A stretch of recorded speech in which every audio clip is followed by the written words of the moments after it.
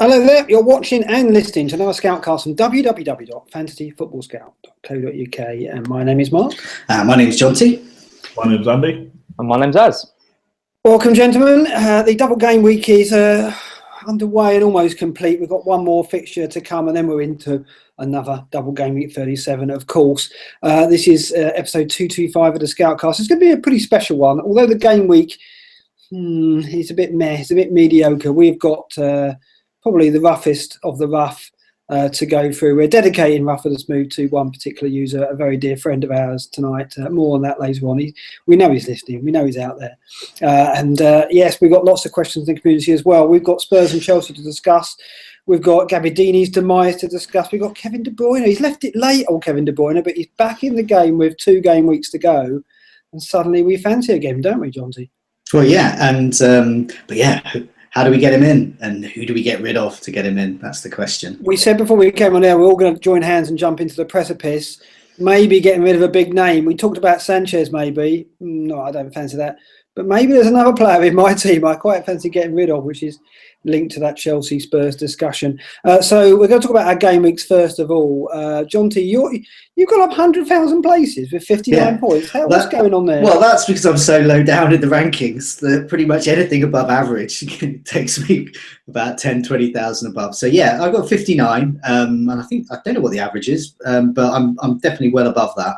And I've got Sanchez, captain, Czech, Koscielny possibly if he can recover from his injury, and Yoshida to go. So I'm pretty happy. I think I'll be looking at a nice green arrow by the end of that. And yeah, it's obviously a wild carded. Got my Gareth McAlonso goal, so very pleased about that. And I got my as we'll come to later, I have also got a triple Chelsea and double Spurs. So not quite so sure about that anymore. But yeah, I'm pretty happy with my wild card. And all the players I got rid of, like Valencia, and players like that, they didn't do anything. So it's immediate plus there. What do you mean, Gareth McAlonso? Well, there was a suggestion that perhaps his goal was perhaps not a goal in the fashion of Gareth McCauley. Yeah, there was also a suggestion that was something to do with me. I've gone from picking a fantasy football team to actually deciding which member of the title-winning Chelsea team gets a goal. Yeah, that's really likely to have happened. It was the dubious goals panel, or what are they called, the goal accreditation panel, awarded it to Alonso. I don't know. It's a strange one. I've watched it many times, obviously post-match, and I just still can't make up my mind. It's difficult to say because naturally it looks like it's going across goal, but then it does hit Guzan's leg and go in. So in order for it to hit Guzan's leg, it's got to be very close to being on target in the first place. Very difficult one. And it all comes down to angles, doesn't it? With the legendary Gareth McCauley hair follicle goal, as an owner of Brunt, who would have got the assist, and Johnny Evans, who would have got the goal that week, I literally don't care whether the Alonso goal was a goal or not, because it's just karma for me. I've now gathered in a muck goal, and I'm happy with that. That was a very happy happenstance, as we'd say, that you had Brunt and Evans. But, the McCauley, going back to that comes up every single time there's a controversial incident in FPL.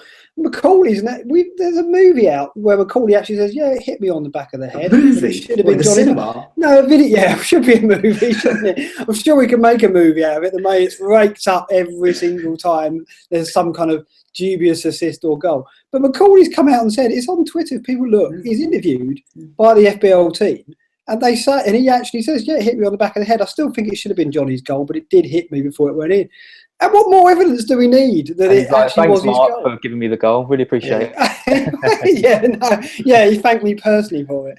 I don't know. It's just funny now. Every time there's an incident, the Alonso goal. You should. To be fair, if you're moaning about Alonso, that's your fault for not having him in your team. Who hasn't got Alonso? I was going to say, everyone who was moaning, and it was getting. I've got to say, it got quite vicious last night. I was online at the time. And basically, what it is just bitterness for not owning Alonso. And if you don't have Alonso, clearly by miles the best defender, attacking points, clean sheet points all season, ever since we saw him when he came on as that wing back against Hull, was it game week 7, 8, something like that? As soon as we saw that, we all just, as soon as we could, we all got him in. And anyone who hasn't got him in now, well, they've only got themselves to blame. Was it a goal? No, they can blame me for giving the was goal. it a goal? Wasn't it a goal? Who cares? Alonso's been fantastic all season, and it's just typical of the man to get lots more points. Yeah, I mean, and to be honest, he hit the bar and post in the first 5 minutes, didn't he? As soon as he did that, I was like, oh, hello. And they didn't learn. But just let him get forward all the time. Yeah, It was I mean, from the off, Alonso was right up for that. I mean, it was inevitable. Yeah, did we all have him? Andy, 58 points. You had Alonso in there, didn't you? As part of that, surely. Yeah, I've had him since game week 11. I thought a couple of times about getting rid, but like you say, he's so far forward. Like it's just like watching another, like a hazard almost right up there. It costs a lot less and gets you clean sheet points. So yeah, I had him. I had two basically played Monreal, Alonso, and Yoshida. I benched Stevens. Obviously, after the Liverpool game, I was a little bit worried about Alonso maybe. But he's kind of turned that around now, 14 points. I don't think Steven's going to go too much above that, so happy enough with that. Other than that, it's a bit, like you say, it's a bit mediocre, but got to remember there's only one extra game this week. Next week's the real, if I'm on 60 points next week, then I'm worried. But this week, it's all kind of relative. I've gone from 35k to 25k with 58 points, so I'm pretty happy with that. Not much more to say really, just hoping Sanchez does the business. The only spot that I kind of couldn't decide what to fill. I was going to go Pedro or Sané as my fifth mid, what did you go with? Five midfielder, and I ended up not being able to decide. And at 8 minutes to 7, decided to get Tadic in for some reason. Oh, yeah. Knowing that I could upgrade this week. Obviously, now I've kind of used up. I have to use an extra transfer now to do that move. So I don't know. It'll probably be Sané, but we'll come on to that later. But I'm just hoping he can do something against Arsenal because watching Southampton against Liverpool was painful because they weren't trying to score at all. That was just a don't let Liverpool score game, basically. So hopefully they don't do that against Arsenal. So yeah, they've scored 17 goals and 16 at home, which is the fewest they've ever got in a season is 20 at home all season. I think in the Premier League history for them. So they're pretty dismal at scoring goals at home as well. So we're talking about Gabbiadini later. I wouldn't bet on Tadic's living, but you never know. It was a nice punt, and Az liked it. He's got his thumbs up there. Now, Az, you're the only one of us four who's not on a wild card. You ended up with 42 points, and you took an 8-point hit. Didn't really work, did it? Talk us through it then. Go on. Well, it didn't go great. I knew this week was going to be a particularly bad one. It's been coming for ages, like without the wild card and everyone wild carding. And all I could kind of hope was that the players who I left that everyone was getting rid of, like Gabbiadini and Tadic and people, like they delivered, but they didn't. So it was pretty rubbish. I took an 8-point. I was quite happy. I'm quite happy with the hit going forward. I got in Jesus, Sanchez, and Stevens for Valencia, who isn't going to play. Rashford, who probably isn't going to play, and Sigurdsson, who might do okay, but I think kind of I had to get rid of him for Sanchez. So I couldn't afford to get rid of anyone else. So I'm pretty happy with that, and Jesus got the assist, and no one else did anything. And I benched Stevens, so that didn't go too good. My defence was just looking so good. I had Maguire at home to Sunderland, who you're going to come on to. I thought that's a banker. I had Alonso, who did really well, so couldn't have benched him. And I had who's the other one? I thought Davies from Tottenham. Who I thought West Ham. I thought they'd roll them over, and that didn't happen either. So. I didn't know who to bench, so I went with Stevens and should have just gone with a double game week player. Yeah, I had Stevens on the bench as well. And foolishly, on Saturday morning, I did Yoshida out for Maguire. I looked at it and thought, well, I don't fancy Yoshida keeping a clean sheet over his 2 games, and surely Sunderland can't score. They've only scored once in 10 game weeks, in 1 game week, 1 in 10. And Maguire, obviously up there with goal threat, and in there with bonus. He's got 3 bonus, got 2 goals in the last 4. Just looked perfect. I thought I'll get Maguire in, then my transfer into 37 will be Yoshida in for Maguire. Taking the risk that I didn't get an injury, and of course I have now got an injury with Koscielny, but I'm hopeful. So I regret that. And then I benched Stevens. I just didn't see the clean sheet against Liverpool. I thought Liverpool would have enough about them. It wasn't a penalty, and then he saved it, could save. Although a bit outrageous what he did before Milner's penalty, wasn't it?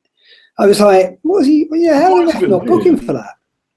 Yeah, it's a bit weird because it's not like it was a do or die game for Southampton. Yeah, okay, they can finish maybe a place higher, but I thought it was a bit strange. And they were all they got 2 yellow cards from it as well. Not the Forster didn't, but I think it was Cedric and Bertrand. I think got yellow cards out of it. Yeah, it was a bit weird, but it did work. So apparently, there's a bit of needle between the 2 teams. Maybe going back to the cup tie that they had. But yeah, it's they don't get on. There's something taking all their players. Yeah, maybe that as well. But I can't take offence to that. It's going to carry on happening. Okay, yeah. So I end up with 53 points. I'm not happy with that, but I've got hope Koscielny pulls through. He was pictured in training today. There's a doubt apparently about his fitness, but as I said, he was in training today. So we'll see.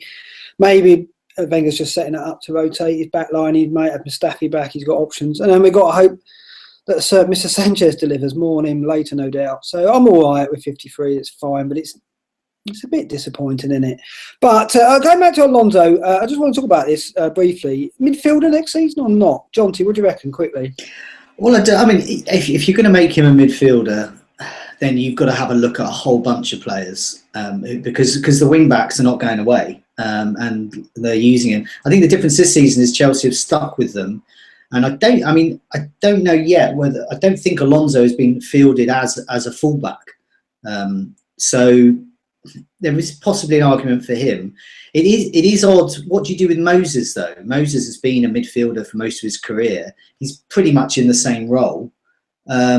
So does he stay as a midfielder? Does he become? I think it's probably a bigger argument for Moses to be listed as a defender. But it depends what FPL consider the wing backs to be. I think traditionally they've seen them as defenders. So I would be surprised if Alonso changes, and I'd be surprised if, But opt to see them as midfielders, I think, because if you look at the formations, they're a 3-4-3 would have Moses and Alonso in midfield if they're going 3-4-3. So I think Alonso's slightly tricky as well because, as I said, a lot of the previous ones who've been wing backs have also been full backs. So you'll get, say, for example, Patrick Van Aanholt as playing as a wing back, but also in that full back role. And you got a variety of other players. I think Wigan. Do you remember when last time Wigan were in? I can't remember the names of the players, but their fullbacks, they suddenly changed formation halfway through. It's very successful, and they suddenly had these wing backs, and they were really far forward. They were wingers, real wingers for Wigan there, but they were still listed as defenders. I don't know. I think I'll have to come to that decision. And we've had this before, though, when Rooney was moved into midfield and FPL stuck to their guns, keeping him as a striker. And there will be that debate over lots of players, and I guess there will with Alonso. Yeah, I mean, my view on it is always if it's gonna kill the player, don't make the change. And you've got to think if Alonso's a midfielder and you go, right, he's got 6 goals, 5 assists this season. So what would you price him at? A midfielder who gets 6 goals, 5 assists, probably what, 6'5", 7? Is anyone going to sign Alonso for 6'5" as a midfielder? No. Not going to happen. Suddenly, 7 as a defender. Yeah, then that's pricey. But I'd consider it because you get. I don't think you can. Him and Rose, for example, are playing a very similar. When Spurs play 3 at the backs, but Rose is basically playing the same position as Alonso. You can't punish Alonso just because he happens to be in the box all the time. He's still starting in the same place, I think. Essentially, like Rose is very attacking, doesn't probably get in the box as much as Alonso does.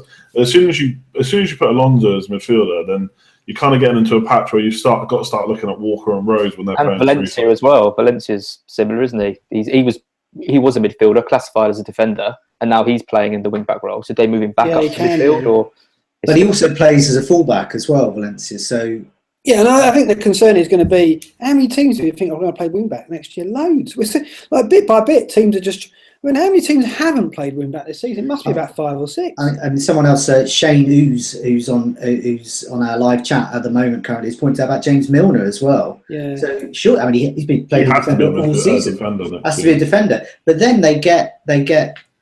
It's always felt like James Milner was there because they haven't got anyone else. I'm sure they'll get someone else. And then what happens? James Milner becomes a kind of utility player, sometimes playing there, because he can play anywhere really.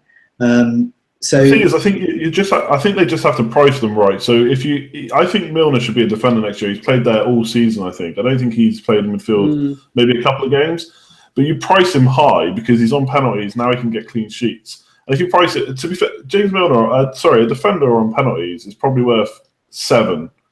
And James Milner as a midfielder is probably worth about 7, so that's probably a fair price to have him as a defender, I think. I don't think he goes into midfield and then suddenly starts banging in loads of goals. Yeah, the same with Alonso. You probably price Alonso at 7 as well.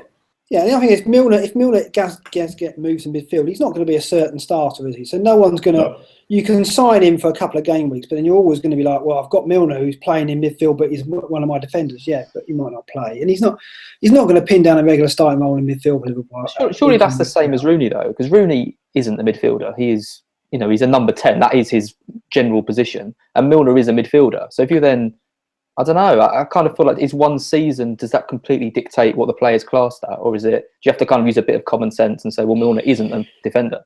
Really, I just think you want to bring the player into the game. You've got to look at it and go, what will make people want this player? And putting Milner as a defender will make us want him. Keeping him as a midfielder won't. So why would you not do it just to bring him into the game and make him a factor? I just think the problem with FPL sometimes is there's too many players who are redundant and the pool of choice isn't big enough. And, had Rooney been a midfielder, had Milner been a defender, they both would have been at some point this season on our menu, but they haven't been because of their classification. I mean, I think what you say about choice, and I mean, all this season, it's always felt like you can't have everyone, but there has been a lack of choice in certain price brackets as well, in particular positions. There's been an absolute abundance of very expensive midfielders and forwards that we can't afford at the same time. But try looking for a good 7-8 million striker. Well, occasionally Defoe has moved that, and for a little bit more you can get Jesus now, which is great, but he hasn't been available for tons of this season, and it has been, I mean, I've really missed that good 7 to 8.5 million striker this season. It's been a lot of people's kind of template at the beginning of the season kind of relies on that, and that hasn't been there, and it's the same really in defence as well. I just don't think there's been a lot of choice. And Alonso is priced fantastically at the beginning. I mean, I think a lot of us got him for 5.96. I mean, he's performing like a 7 million defender. And there's been I think there's been a real lack of choice in lots of kind of mid-price brackets across the board. And so, yeah, I would like to see more of that. And so if they can change it perhaps to do that, to create that choice there, I definitely welcome that, because it does feel like it's either hugely cheap or really expensive and really hard to get in the middle. Yeah. No, anyway, that's enough sensible discussion. Very good, Lo. Let's take the mickey out of one of our moderators, shall we? Let's talk about rough or the smooth, Jonty. Right, yeah. So, I mean, this is so rough. Can't wait, look. Yeah, no, this is so rough that it's just wiped clean all other roughs with the smooths. There is no smooth. It's like a microcosm of my season. It's every bad move I've made suddenly in one game week in one team. So let's start off. Basically, what happened is Spencer, as a lot of people do, they do their wild cards, but they don't press the wildcard button immediately. They start tweaking with their team, making the change, and think, I'll press the wildcard button later. But in the meantime, you start racking up those transfers. If you forget to do the wildcard button, then those transfers count. So he ended up with a 40-point hit. I believe he was in and around the top 10,000 at that time. So he took a 40-point hit, which he didn't discover until afterwards, until it was pointed out to him. Plus, he was tinkering, and he forgot that it was a Friday night deadline. So he was just tinkering around, putting things. He kind of just accidentally left the captaincy on Anachibi. That's the bit I love. How do you do that? His lowest scorer. So he didn't accidentally leave it on Sanchez, who has 2 games, or Koscielny, or Yoshida, or Stevens, or even Hazard. Any of these big hits. Kane. He's got a good team. It's cost him. So and then it just got worse. So you've got all of this going on, and then on his bench, as he was moving around with his team, he got Alonso as his 3rd sub. So he had to then watch the Chelsea game with those 14 points of Alonso streaming in like a fruit machine when you put that lucky pound in, and suddenly it all starts coming out, and that's all Alonso's points coming out, and he had to, knowing that he couldn't get them. So he's currently taking into account the hits on 7 points. But on the plus side, he's got Yoshida, Stevens, and Sanchez, and possibly Koscielny to go. And Victor's playing twice. Victor, not this week. No, he's playing not next this week. Though. This is for this week. So next week. So he's still got a wild card to play. And so presumably want to play the bench piece next week. He's got the wild card. So he's in a very lucky position now. In game week 38, he can just completely revamp his side, and so he can see who's got motivation. So you get your 3 Hull players in, get your 3 Swansea players in. Yeah, let's not try and make it out to be a positive though. It's an absolute disaster. I want to break it down. I want to break it down though. I want to go through this in detail, because it happened famously to Tom Fenley, didn't it? 2 years ago, the year after he won the FBL, he did exactly this. around about this time as well, or a bit earlier maybe. I think his was even more severe. I think it was about 50 points. And he talked me through this. You said come to me on this because you've got some words of you've got no sympathy at all whatsoever. Try and explain to me, what is the bonus? What is the point of not activating the wild card immediately, like we all kind of did? What's the lure of this? Why do we do it? Yeah, I don't know if Spencer is doing this. I know a lot of people on the site, they try and collude so they don't press the wildcard button so they can force price rises, because the idea is that a transfer on a wildcard doesn't count towards a price rise, whereas one off wildcard does. And then they try and wait. But without trying to sound like Donald Trump, I know Spencer, he's a good guy, he's a great guy. But I have no sympathy. You've got to hit that button straight away. There is no reason not to. I said to you before the show, it's literally as soon as the deadline came up, I was on my computer, I made 2 transfers, didn't matter what those transfers were, and I hit the wildcard button. It's done. It was the same with Bench Boost. As soon as it came up last on Friday, Bench Boost was hit. There was no way I was going to miss that. So, like I said, I love Spencer. He's a great guy, but no sympathy for him or anyone. If it makes it any better for him, there's someone I follow on Twitter that's taken a 60-point hit this week. Yeah, I mean, is it something you do once and then never do it again? Or I just don't understand, because I mean, it's just tempting fate, isn't it? I mean, even when I activated it, I quit, came back in, loaded up, made sure. Yeah, because I just don't trust myself, technology, anything at all when it comes to this game. So I just have to double check. I might even get a third witness in and member of the public off the street. Can you just verify that? Yes, thank you very much. Thank you. It's some hummus. It's tough. It's like, have you got any words of sympathy to kind of console Spencer? Well, not really. I'm just glad it wasn't me, because I wouldn't want to be sitting here having everyone laughing at me. I just hope he doesn't do it again when he uses his next wild card. Maybe as long as he learns a lesson, then it might be right. If it comes to game week 38 and he takes another 40-point hit, then it'd be great banter, but won't be very good for his sanity, I wouldn't have thought. I mean, at least he's done it he was doing well anyway, so he's going to have a good season regardless. He's still going to beat me. Yeah. I mean, so it's fine. It's not a disaster in terms of his overall season. But imagine he'd have been top of the mods and cons league or something like that. And he was at one point, so it was. He's in one of my cash leagues, and he's he was on for money, and he's blown that now. Just to rub it in further. Sorry, Spencer. Sorry. No, he was on the site on Saturday when it happened, and he was like, "Yeah, real life got in the way," and it was. I don't know. It's tough, and presumably his captain previous week was the shirt before Victor Anichebe came in. So was it Vardy? Maybe did he get rid of? Yeah, it's a good point actually. I think it was Gabbiadini. He said. Right. Yeah, okay. because you're not going to tinker around thinking, oh, Anichebe, I fancy Anichebe this week. Yeah, no, but it does add to the effect to make it look like he did. But yeah, I mean, as well as he got, at least he played Pickford over Caballero, so he's up 3 points on his goalkeepers. Yeah, there we go. He didn't get Maguire in for Yoshida like this idiot. Yeah, little silver lining there. But then the funny thing is, with that 40-point hit, I'm now equal on points with him. That's how much of a good player he is. I've only just caught up because he's taken a 40-point hit by mistake. So I know he's a fantastic man. Thrashing me. But it's like it shows you though, doesn't it? With Fenley doing it, it can happen to anybody. Like, do not think you're too good for this to happen to you. If you're listening to this and laughing, do not ever tempt fate by trying that, by not activating it. I just would never risk it, because I don't try. There's so many things that can go wrong, and you can just forget things, and like technology can let you down. You can go, I'll make sure I activate that on my phone when I go out. Or it's just like, I don't understand why there's any trust whatsoever by these people like Spencer and Fenley, who are top managers, as they would say. It's crazy. So it could happen to us. It could happen to us. Unless you activate on Saturday night, which is what we all do, because we don't trust ourselves or anybody around us. Incredible stuff. Let's talk about the community questions then.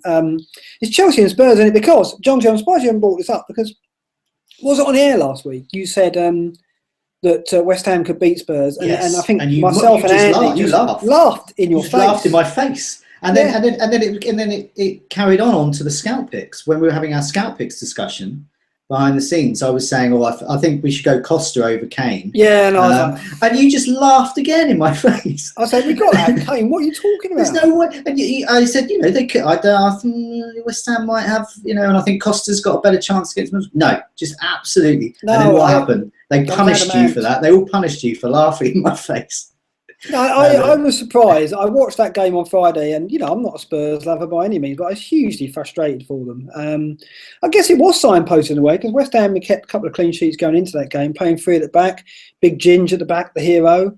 And I don't know, maybe Spurs are a bit leggy after the Arsenal game, but it was painful to watch. It was painful to watch my double game week dreams evaporate, because I knew once Eriksen, Kane, and Ali had failed me, I kind of knew I wasn't going to get a big green arrow, if at all. So yeah, it was hurtful stuff. But now everything's in flux, because it's not only Spurs we've got to worry about and what's going to be left once Chelsea beat West Brom on Friday.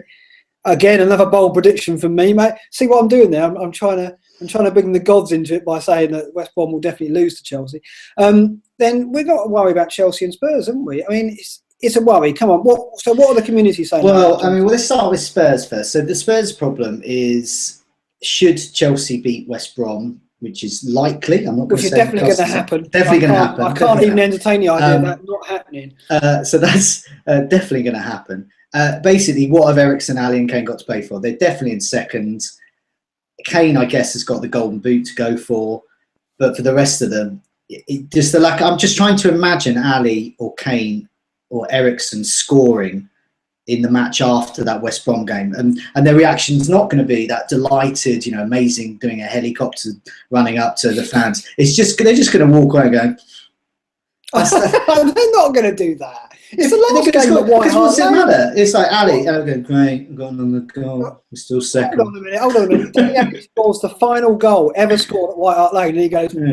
Yeah. That would be brilliant if he does do that. And that would be good. And then deep down, and then he'll just get really sad and a little tear and go, "Where are you?" No, that's not going to happen. So they're going to.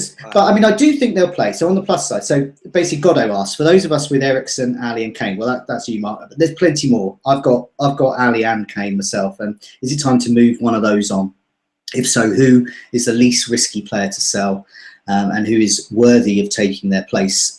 It's a great question, because we know they're probably going to play, especially the last game at White Hart Lane. But we also know that their motivation is going to be absolutely shot to pieces.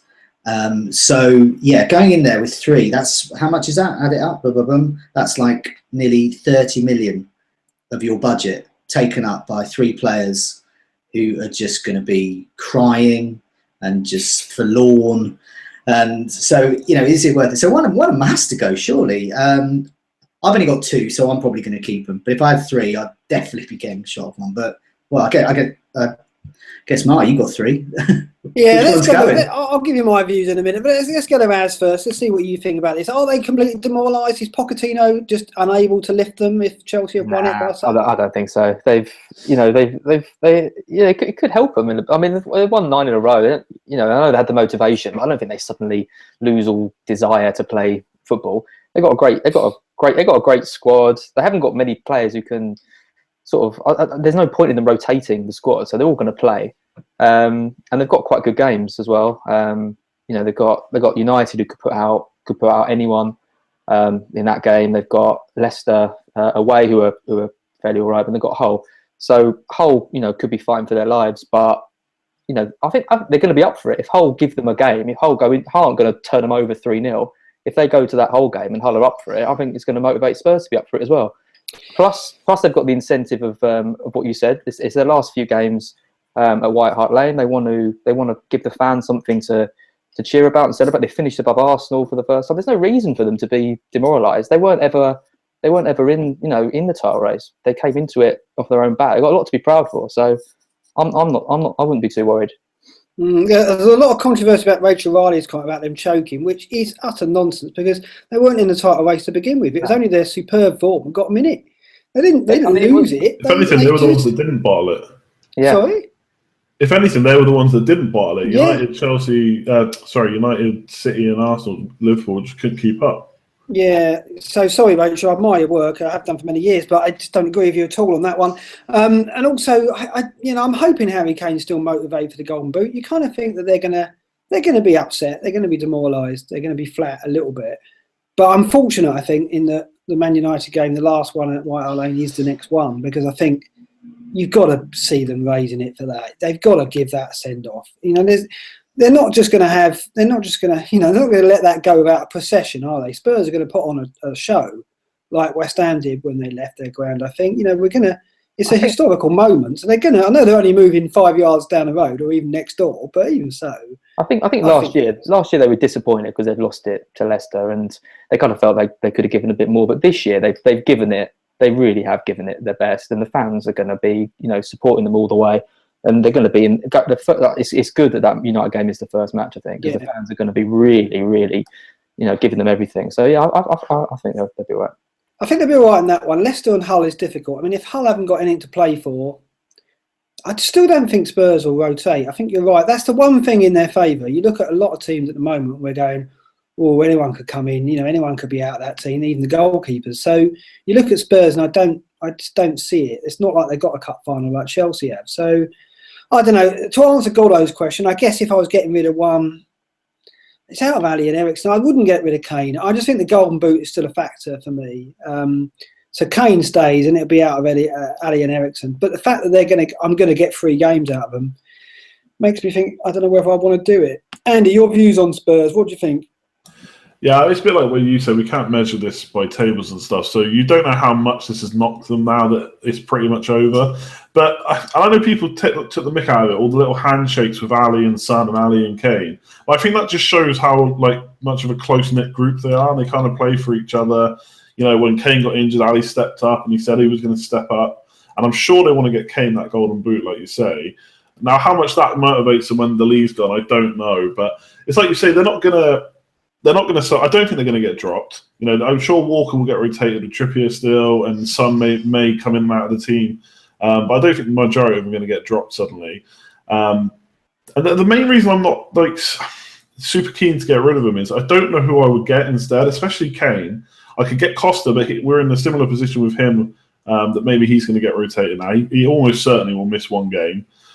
There's Vardy, but then I'm taking a hit to bring in someone with worse fixtures. Even if there was no hit, I don't know if I would do it.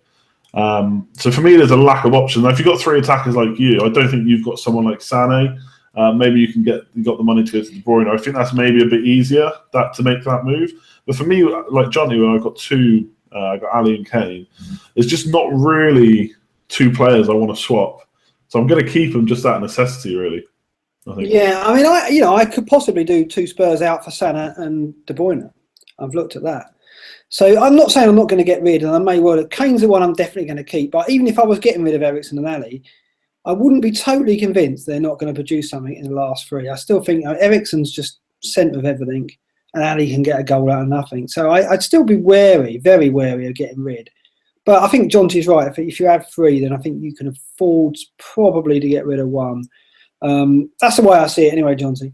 Yeah, I mean, that's the same. I mean, I've got the 2. I'm going to keep 2. And as you said, I know they're going to play. And as we're about to come on to, there are certain players we don't know they're going to play. So the flip side of this is, of course, Chelsea.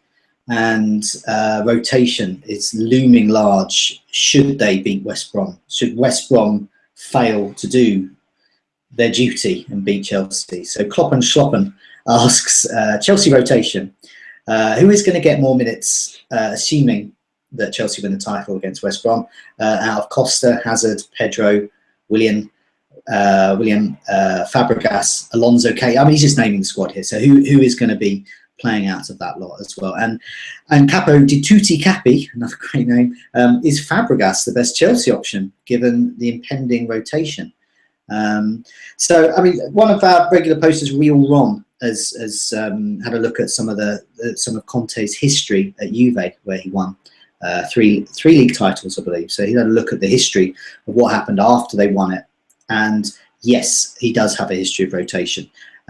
So he doesn't give any reassurance to us that the likes of Costa and Hazard are going to be playing regularly after that.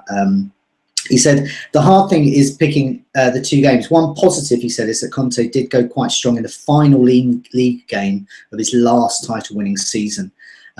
So he may have a thing where he wants to finish strong at home, and a lot would depend on where they get the trophy as well. Well, I know where they're getting the trophy. Oh, they're going to get the trophy. They're going to get the trophy in 38. They're not going to get it in 37. Right. And I'm reliably informed. In which case, my assumption then, in terms of the spectacle and of it, because Conte is a football manager, but he's also a showman. He wants his teams. He himself is a showman. He goes up and down the touchline. He loves it, and he loves his team to play like that as well. And he loves that rapport with the fans. My assumption would be that he might do a similar here. Game week 37, the second game against Watford. Then you're going to see some of your fringe players come in. And game week 38, you might see some of the fringe players, but I think it's more likely he's going to put out the regular 11, and they're going to get that guard of honour. And that's what I think. And John Terry. Terry. John Terry will be racking up in his full kit whether he plays or not. And because people say resting before the FA Cup final, there's a good, was it 6 days? Yeah. 6-7 days. I mean, that's a long rest in this old season. I think they want to keep the momentum going. I think game week 37 just seems like a perfect time. There's a very short gap between the two games in game week 37. So yeah, as opposed to a risk, what the real Ron says, he thinks for the second game and possibly game week 38, Courtois is a big risk. He's probably going to, Begovic is going to get a game. The centre backs as well. John Terry is going to be getting a game, we think. So Cahill is at risk, and then some of the fringe forward players. So we're going to see William. We're going to see Batshuayi and Fabregas, very likely, and possibly Pedro. Now Pedro's a tricky one. Now I've got Pedro in my side, and the kind of good thing about I got Pedro in knowing that he's a rotation risk, but I'm happy for him to play 20 minutes a game. I think Pedro is going to play one of the game week 37 games. I thought he would be benched anyway and will come on for 20 minutes. So I don't think there's much is going to change with Pedro. I think he'll either play in place of Hazard or as a him and William instead of Hazard, or he'll come on in the last 20 minutes. So if you're a Pedro owner, it's business as usual, I think. But yeah, I think there's a very strong chance you won't get two games out of the likes of Cahill. But urge people to have a look on the site, have a look down the hot topics list, and search out Real Ron's post. Yeah, I mean that's a great one. It's tough. I don't know. I really don't know how to call this because I don't know if the trophy is going to have anything to do with it. I mean, they were home to Watford and they've won the title. They're going to have a lap of honour then anyway, aren't they? Sure, they're going to do something. They've won the title. And then 38, Terry's leaving, if that's when they get the trophy. Similarly, but I do wonder what Conte's got. He's going to want the double, isn't he? Surely he's going to not take chances, is he? Really? I don't know. I think it's very tough. Is it still the case that they need to earn a certain amount of appearances before they get the medal? So So I think there was a post. Was it last week about players that are nearing that appearance number? And there's like Terry's there and Loftus-Cheek's around there and Batshuayi is around there and stuff, and they can still do it if they play in every match that's left. So they're the kind of players that are going to. There doesn't seem much point in bringing in. There's no point in making wholesale changes 37 just to bring in some players who don't care and can't get a medal anyway. So yeah, I mean the problem for us is it's not like if we knew that Aki was going to get 3 starts, he'd be straight in. If we knew that John Terry would make 3 starts, maybe we'd still put our prejudice at one side and get him in. But I just think it's I think it's difficult. I think the days are key. So let's say they assume they beat West Brom, then it's only 3 days until the Watford game. So I think that's where the rest come in. Definitely. Because then they've got 6 days, I think it's 6 days until game week 38. It's like the 15th to the 21st, something like that. I think they've got 6 days, and that'll be another 6 days until the final. So I think they're going to have a fuller strength team in 38 than they are against Watford if they beat West Brom. But I think Hazard and Costa are really at risk because when he rested players against Spurs in the FA Cup, and he wanted to, he obviously the priority was the league. It was Hazard and Costa that missed out. Like they were straight out of the team. I don't even know if they came on. I think Costa might have. I don't know about Hazard. So I think those two are likely to get the biggest rest. He scored, didn't he? I think he came on and scored. Yeah, he came on and scored in the semi. Okay, yeah, but they both didn't start the game. So I think if any of them are going to miss out, it's that. I do think 38 will have a bit of rotation, but not a huge amount. I think someone like William will probably play instead of Hazard in 38. But like Johnny said, you've got to keep a bit of momentum. You can't just rest these players for 2 weeks and then get them bam straight up for the FA Cup final. You know, sometimes players talk about match fitness and stuff. So I think 37 second game is going to be the problem. So what do we think about Cesc? Because I think a lot depends on whether he sees his cup final team as is he going to play Matic and Kante in there against Arsenal. If he is, then Cesc is probably immune to rotation. I think the team with Kante and Matic has been at the forefront of their title run the whole way. Fabregas has come in here and there and done well, and he was bigging him up again after the game, I think. But I think he's going to start the final with Matic and Kante. And he could always start Fabregas over Pedro in the final, couldn't he? That's the other thing. So it's just tough. Do we think that, I mean, we're mentioning Courtois, we're mentioning Cahill, maybe Alonso. Are all these players under threat? Because Alonso, if you remember, missed the United game and they were an absolute disaster in that. So well, he's not going to risk it. I think of them, Alonso's possibly the safest because there isn't a like-for-like replacement. He's pretty unique at what he does in that side. Whereas you can get John Terry or Zuma in for one of the centre-backs. It won't be as good, but you're not going to lose all your shape and your strategy as well. But I think I say that as an Alonso owner and a hope. But I do think he's safer. I think Alonso's going to miss the Watford game. I think he'll play Pedro left wing back. He can, and I think the fact he's so crucial to the team is the worry, isn't it? It's the same with Hazard and Costa. It's those three which sort of make that team. They're the ones that could miss out. And Courtois will miss Watford probably. I think Begovic will probably play. It is a horrible situation.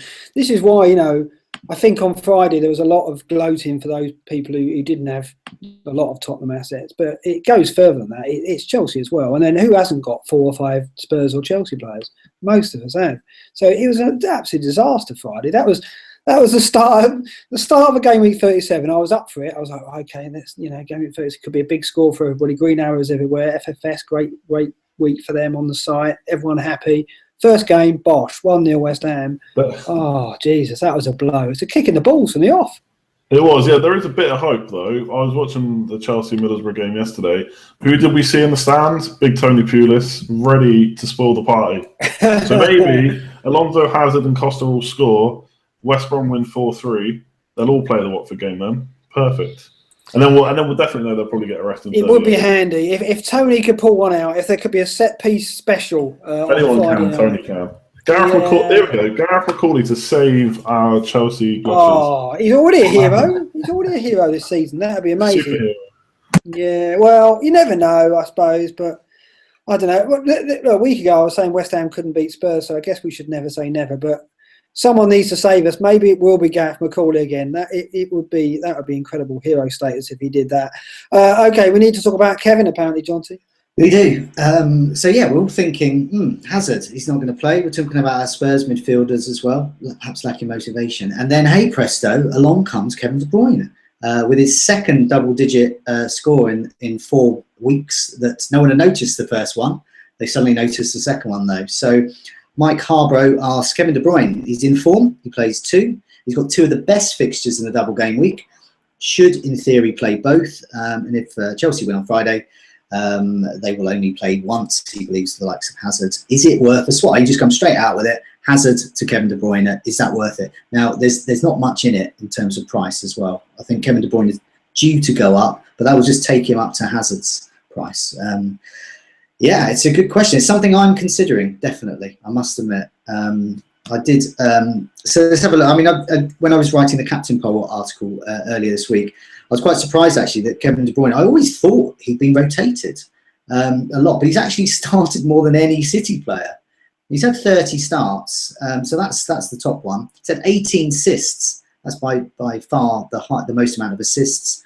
So he's already breaking records this season. And the algorithm that I mentioned last week, I got that out. Oh, is that still ticking away? Still ticking on. And it's proving, it's certainly called those Arsenal clean sheet and the Chelsea and Man City success. But yeah, I mean, it was, in terms of the scoring, KDB, because his form has been so good, his fixtures are so good, and he also gets a premium in this algorithm for not being on the beach.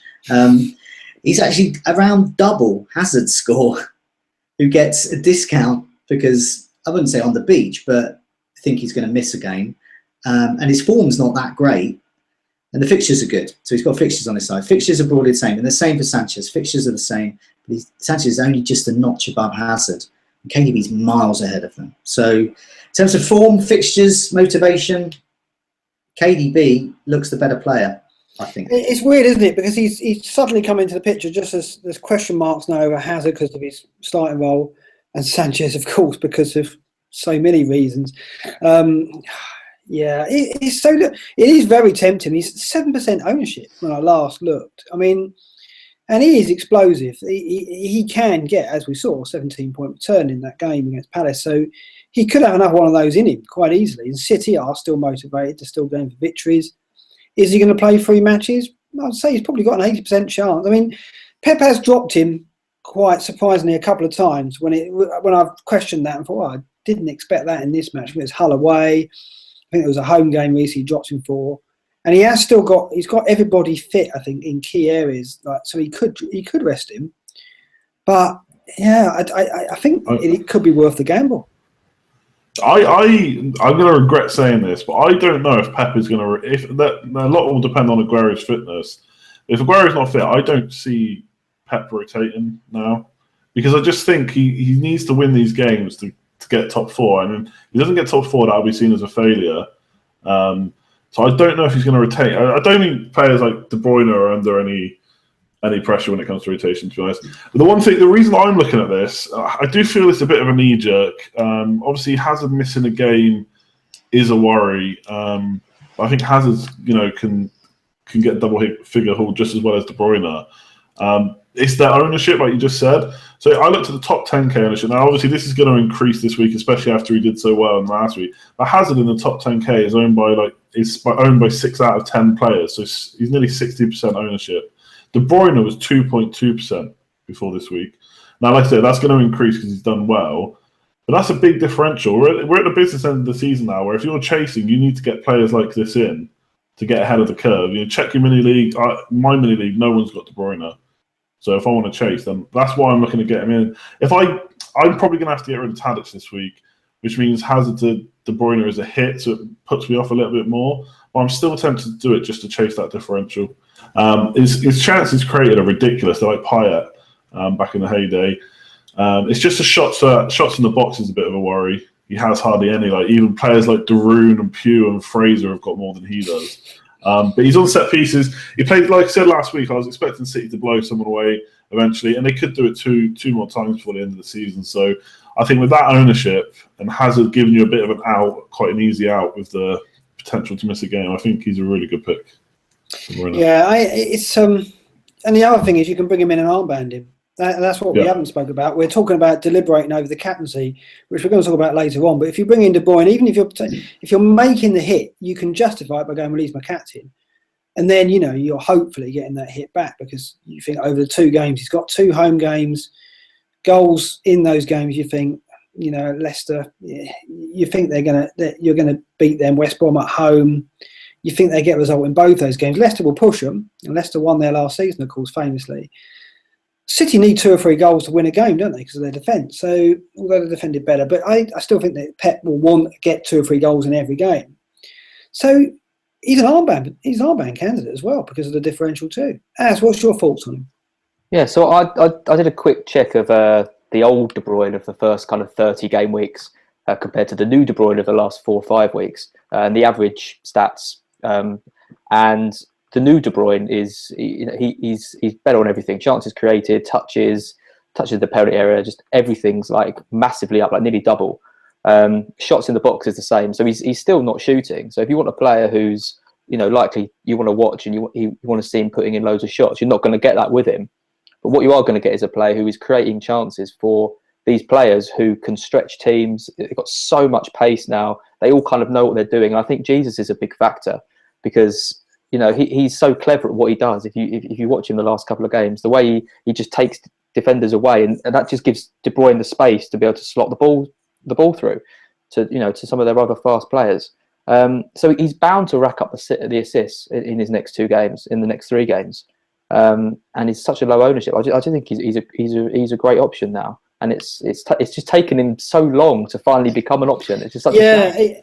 He was on our wish list, wasn't he? Pre-season, he was in my team, and he was. And first 3 or 4 games, he looked like, well, he's going to be player of the year. The way he started the season, it's like it's almost all over already. City are going to win the title, and De Bruyne's the best player in the league, and it's just dropped away. It's strange. I think it's Pep's tactics maybe, and De Bruyne's role has been unclear all season. Was he going to play out wide? He was playing deep at one point, wasn't he? So it's been a funny season for him. But now we look like we've got the player we thought we were going to start the season with, or did start the season, we were going to have all year. And it's happened at a time when we can suddenly make that move as well. It seems perfect, doesn't it, Jonty? It seems inevitable we should do this. It is. I mean, it's timed with. I mean, it's almost perfect that his price is almost identical to Hazard's at a time when we think Hazard's not going to play that great home game against Watford, and to miss out. I mean, that would be terrible, wouldn't it? And you watching all those KDB goals and assists rather go in.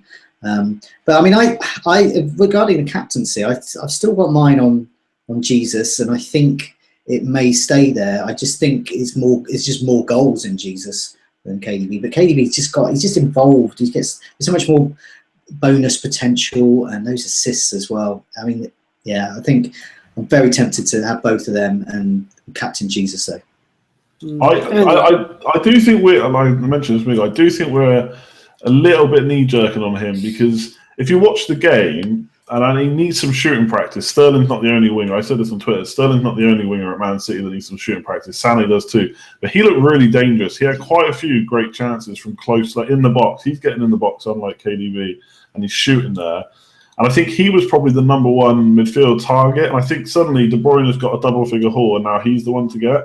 But I think we may be overlooking Sané a bit more. We're overlooking Sané now. And it's probably the price thing, because you can get KDB for Hazard. That in your brain it makes it sound like the better transfer. But I really think Sané might be one to look at. There is obviously a worry over his minutes, but I think he's going to play. And regarding the captaincy, again, watching that game against Palace, Jesus was good, but it was the wingers that were getting all the play. Like, Jesus had a couple of chances here and there, but it was really Sterling and Sané that were on the ball the most, and De Bruyne to a certain extent. So yeah. It's no coincidence that Jesus didn't get any points in that game, because he was the one going off and letting the wingers come in, and push forward. So I wasn't having watched the game. I'm not surprised that Jesus only got one. I was disappointed, but that is the kind of role that he seems to be playing. I think a shrewd move could be to captain De Bruyne or Sané instead of Jesus, especially if you're chasing and you need a differential. I do worry about Aguero going up top with Jesus though, and playing narrow again. Yeah, that's news for him. Yeah, we're going to wait on news of Aguero. I mean, Sané and Sterling had more touches in the box than any other players at the weekend in the game week. So, yeah, I think it was 14 or 11 or something. So it's, they were getting in the box a lot, and De Bruyne was feeding them. And Sané, I think, had 5 shots on goal, didn't he? Fluffed them all. But, yeah, I mean, I didn't have Sané, and I was very relieved he didn't get a goal out of it, because he really should have done. It's tough, but it is. I think you're right, Andy. I think we are getting our heads turned by that haul. And of course, we've been waiting for it all season, for a spell where we could get De Bruyne in. I think there's a lot of people out there like myself who like him as a player, want to get him. And as soon as a reason or an excuse to get him in comes up, we're like, oh, yeah, now I can do it. And that's the worry, that I'm falling into that trap. I'm like it with Sigurdsson, I'm like it with Eriksen. These are players I love to have. And when it looks favourable to get them in, I don't normally hesitate. And De Bruyne is kind of in that bracket. So, yeah, I think Sané should be my first choice if I'm going to make a change, but it is so tempting. It really is, and his Hazard situation has brought it to life, really. We've got a question on Company there, Jonty, as well. Yeah, Pavalia. Basically, I mean, Company's been in sensational form as well. Scored again against Palace, but he asks, Pavalia asks, is Company with his injury record worth the risk? Yeah, but he also mentions Aguero. So if Aguero is back, surely Aguero should be the best double game week option. Possibly. Yeah, we'll have to wait and see on that. I like Company a lot. I like him because he can get clean sheet points and get goals as well. He was very, very attacking in that Palace game. And against weaker sides, I can see him getting perhaps another goal before the season's out. But yeah, it is worth that risk. And there's options there. Now, John Stones is out at the moment. I think if John Stones was available, I would say possibly avoid Company because there's options there. But with Stones out, I could see Company playing both the games. Yeah, I mean, Stones could come back in. I don't know whether Company's going to play all three. He's played 4 in a row now, which is his best run for many seasons, I think. So it's... And yeah, he's got a goal in at set pieces, and Watford conceded a lot of set pieces. Final day fixture, that's a good one for them. They conceded a lot of goals from set pieces, rather. Don't know if they get much change from Leicester and West Brom on set plays. They should be able to handle it, but I don't know. Yeah, I mean, again, for me, it's still Caballero at the back though. You have him in, don't you? Because of his price, and he's certain to start. So I think if there wasn't that keeper option, I think I would be sniffing around Company as the most assured City defender. But I think Caballero kind of rules it out. Aguero, we've got to wait on the news, haven't we? There's also Mendy as well. He's had the same amount of goal attempts as Company over the last 2 games, and he got the goal with him as well. So I think he's more likely to play, the remaining 3 than Company. Yeah, it depends on Stones' fitness, though, doesn't it? A lot of it. Yeah, I think Stones will get 1 game if he's back before the end of the season. I think Kevin De Bruyne could possibly go up in price tonight, but I'm basically holding fire on any of my transfers until Friday.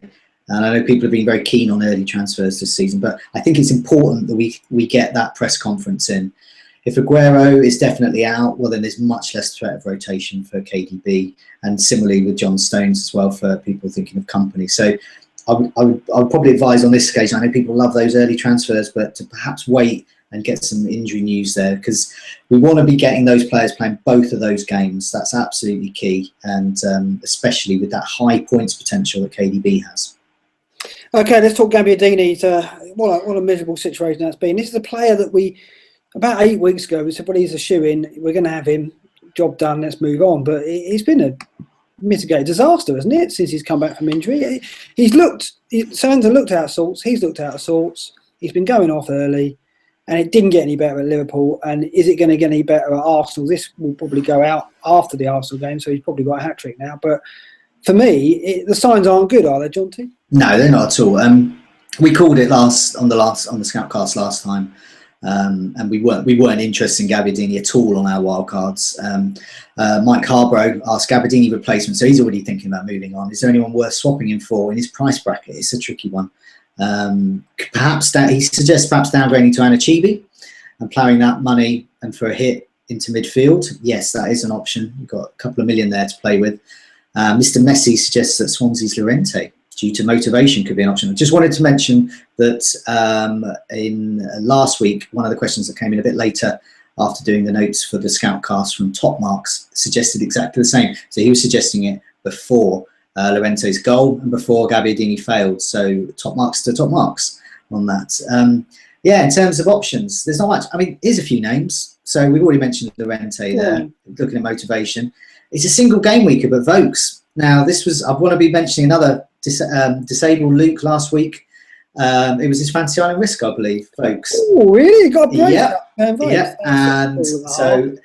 And I was looking at sharpshooting. Right, he did, didn't he? Yeah. I've got a table called sharpshooting forwards, and so looking at things like shot accuracy, shots inside the box, all of those types of things. Harry Kane's top, Vokes is second. This is over the last 4 matches, so Vokes is getting up there.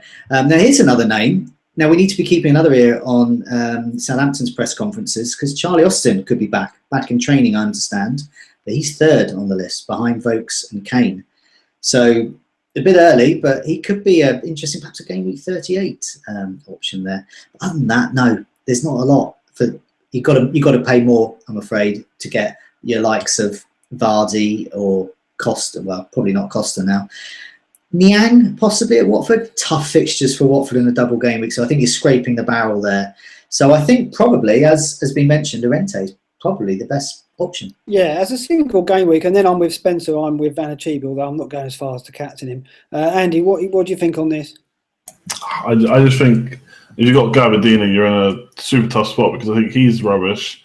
He's not well. Yeah, I'm sorry, I'm being a bit harsh. The problem they had against Liverpool is they set up defensively. They set up like Mourinho against top sides, and they just didn't want Liverpool to score, so he had no service. So maybe they'll do that against Arsenal. I don't think he's a good option right now, and I don't like any of the options in his price bracket. Llorente, I just I don't think he's very good, to be honest. I know they got something to play for. Who's bringing in a Burnley attacker away from home when you want to end the season? Like, great call last week from Luke for Vokes, but Burnley playing away from home, even against the Bournemouth side, just not for me. So I think you're either keeping him for the double or you're downgrading him and upgrading the midfielder for me.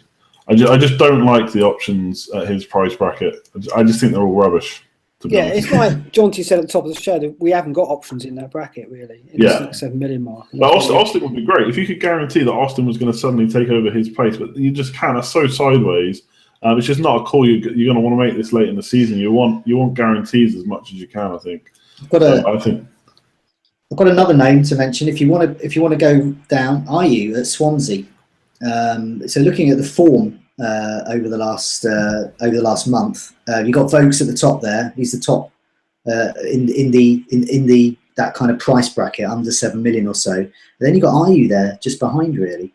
Now he's only 5 million. So if you're looking, if you really don't fancy Anachibi and you don't desperately need that 0.7, but you could do with an extra 1.5 million, then Ayew perhaps at Swansea, because Swansea, as we've seen, they are motivated to attack. Yeah, I know. As what you got Gabbiadini, so you're in this situation. There's no way out really, unless you're taking hits galore, is it? No, and I mean, if I was to make a fail 11, Gabbiadini and Benteke up front, I think for this year, they've both been awful. I mean, I've had Gabbiadini twice. I did once just before he got injured. I'd got 13 minutes out of him, and I got him back in as soon as he was fit, and he hasn't been playing, so he's been a bloody nightmare, that guy. I mean, what can you do? Like Andy says, like you either keep him, or you strengthen your midfield. But then, are there any that good options around the 6.5 million mark? Because I mean, you'd be looking at getting someone like Anachibi and then getting in a 6.5 million midfielder, and for a 4-point hit, that doesn't really seem worth it. So I'm going to keep him and just hope that he, some miracle happens where he gets a goal. But he's still a good player, but I just think it's Southampton, the way they're playing. They just seem to be negative, and I mean, we'll see what the Arsenal game would have been played when this goes out. So we'll see what they do there. But I'm not predicting. Yeah, we called it the right of goals. You guys called it last week. Luke said, he wasn't sure whether he was actually a good player, whether he would just hit a lucky streak. Jonty said Southampton were going to be really defensive. So all these things we just don't know, and he's just a rubbish option now. So it's a shame. We got something right last week. It doesn't happen sometimes, doesn't it? We're going to talk about budget midfield options to round up before the weekend preview. Yeah, well, so people are they're looking at their wild cards, they're looking at moving around. So they're looking at enablers somewhere else. So perhaps a midfielder they're looking at downgrading. So the best budget midfielders asks Fergie me for the double game week. Once again, I had a look at the form and you're really scrabbling around again. In terms of form, Pugh at Bournemouth. Just the one fixture, though. It's a goodie, but 4.6, so he's a very good enabler there. You could get some points from him. I think looking at down that list of the midfielders in that category that have done something recently, I think Albrighton as a double game week option, I think at 4.9. I think he's a very solid option. I think you've got a chance of getting some assists, possibly a goal there. He does tend to like the end of the season. And just looking at the stats, really, last 4 matches, it's the familiar faces, and none of them are cheap, really. You're looking at De Bruyne, Eriksen, Silva. These are the players that have excelled in recent weeks. Kasri has appeared on that list at Sunderland. He has a double game week. It all depends whether he'd start or not. We're getting into silly territory there. But you're getting down to that. So you've scraped the barrel, you've removed the bottom, and you're just going subterranean now when you're getting down to Kasri levels. But that's the kind of options you're looking at there. So I think Albrighton's got it. He's home and dry. He's come out today and he said he's in the form of his life. Yeah, so there you go. He can't make it any clearer to us, can he? And good goal at the weekend. Took it really well. He's got something about him at the end of the season. You're right. He does always excel at the end of the season. He was one of those players that lifted Leicester under Pearson at the end. The attention was on Vardy and Morris, but Albrighton had an outstanding end to the season as well at that season 2 years ago. And he seems on it now as well, as do Leicester. So I think that's cut and dry. Andy, what's your thoughts? Yeah, just going to have to echo, really. When I was looking at getting a budget midfielder and possibly, depending on whether to get Costa or not, Albrighton was the one, really. The only other one I can see, and it's almost like a nostalgia pick from the first few game weeks, would be to get Kapui back in and see if he can end the season the way he started it. But it's like Johnny said, just scraping the barrel with these budget midfielders. I think Albrighton for me, 4.9 million is the one to go for. I don't, unless you go single game week player. Stanislas is back now. Someone like that. Someone mentioned in chat. It's just all Brighton for me, I think. Has any thoughts? Well, I like Oxlade-Chamberlain just because he's got 2 games where I don't think he's going to have to defend very much. He's got Sunderland and Stoke.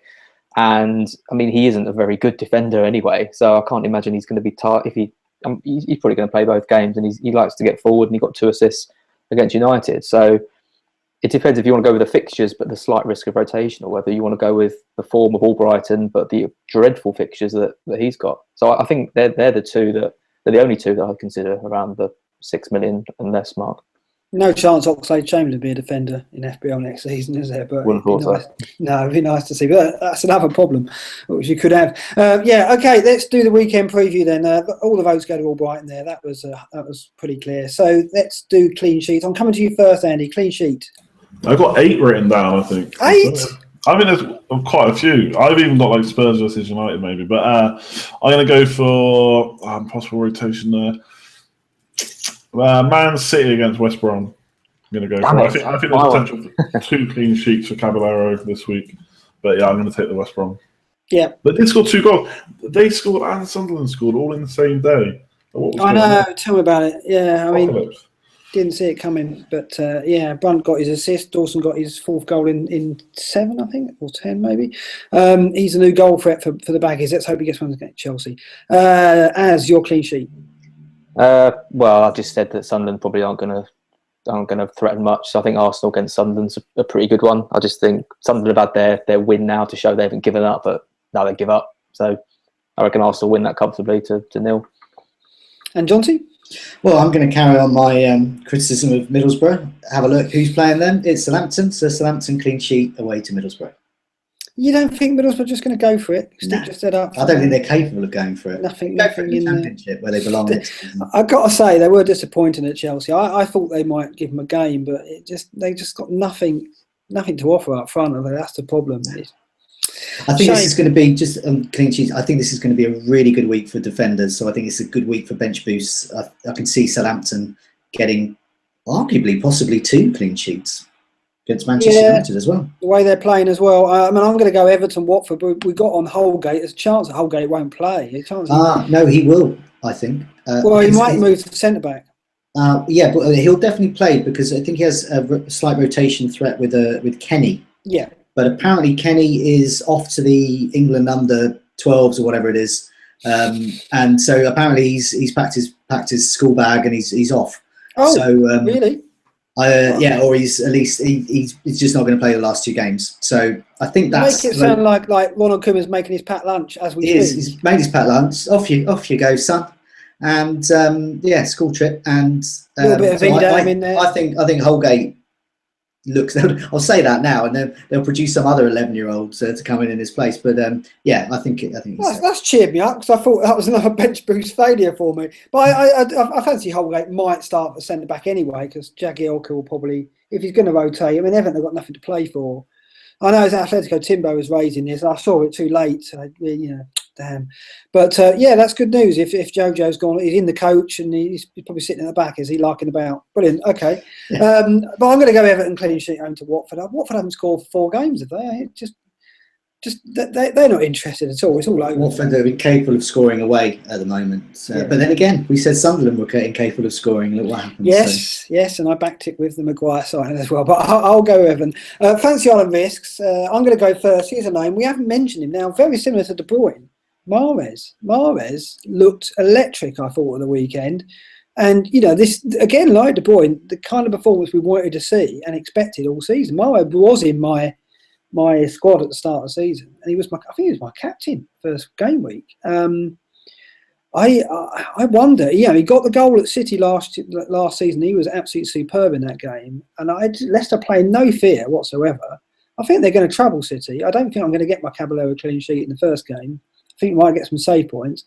I fancy Mahrez to have a stellar end to the season. He's another player like De Bruyne who could be an explosive differential.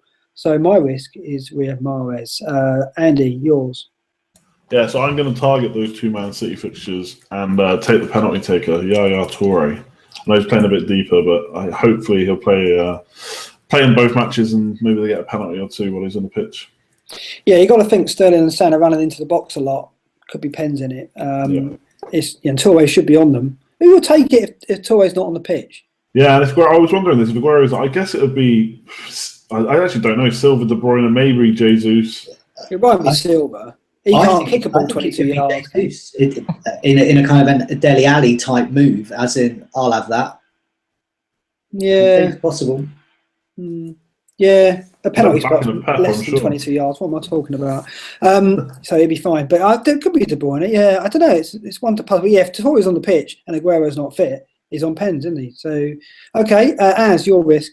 Well, I'm going to go with a terrible risk that isn't based on any evidence or anything I've seen, and it's not going to help anyone, but it will make me so happy if he finally delivers, and I'm going to go with Tadic. He's 2% owned. I've stuck with him for the last, 10 weeks. He's delivered nothing. This is his time. Is Tadic the most frustrating player in the FPL yes. at the moment? He's got to be up there, isn't he? He's the most frustrating player ever. Because John, to tell you, you make any table you like, and he's in it. Most stats he does well for, and he really should be so much better than he is as a fancy asset, shouldn't he? I mean, he is the Kolarov of midfield. His stats suggest a stellar 10 assist, 10 goal player, and we're scraping around looking at 3 or 4 of each, aren't we? It's not what we expect, is it, Jonty? No, but yeah, how many times this season have players defied the stats? Like Ibrahimovic with his 6-game goal drought, and he was putting in ridiculous shots on target, shots in the box stats. But eventually it came. I think it was game week 11. Eventually we saw those stats turn to something. But sadly for Tadic, I hope this is it. He's basically dining out on game week 8 from 2 seasons, the last season, the season before last. Gorging himself. He's in the Hall of Fame because of that, but you can only dine out on that so long before he has to start delivering for us. We're never going to go there again. Az has done it. He's paying the price now. Fancy on a risk, Jonty? Willian, I'm going for. I think he's going to get at least a game and possibly a few minutes. I did a little table of Chelsea players, looked at minutes per chance. Costa's got the fastest rate of chances, and then's Willian as well. So if he plays, he's got a very good chance of assists there. And not too bad for goal attempts in the box as well. Yeah, actually. And you've got to think he's not going to play in the cup final. No, I don't think he is. So I think if anyone getting him in, my fancy on list last week was Oxlade-Chamberlain, who did well and still got another game to go. So I'm sticking with these double game week options. I think Willian's going to do well for me too. And finally, Andy. I did mine. Yeah. I thought you had. Yeah, of course you did. Yeah, sorry. Just totally distracted. Okay, let's do our transfers and cap. This is going to take forever, isn't it? It's tough, isn't it? I'll go first. I don't know. I think if I'm going to make a risk and bring De Bruyne in, I would captain him. I think I would take Andy's advice and not. At the moment, it's on Jesus. And I guess the sensible route for me is I captain Jesus and I get Maguire out for Yoshida on the basis of what Jonty says that Southampton could well get 2 clean sheets. I think if I'm going to see how they get on against Arsenal and what they show there. That would be the sensible transfer. If I'm going to take a risk, I might take a hit and Sana in perhaps for Eriksen as well.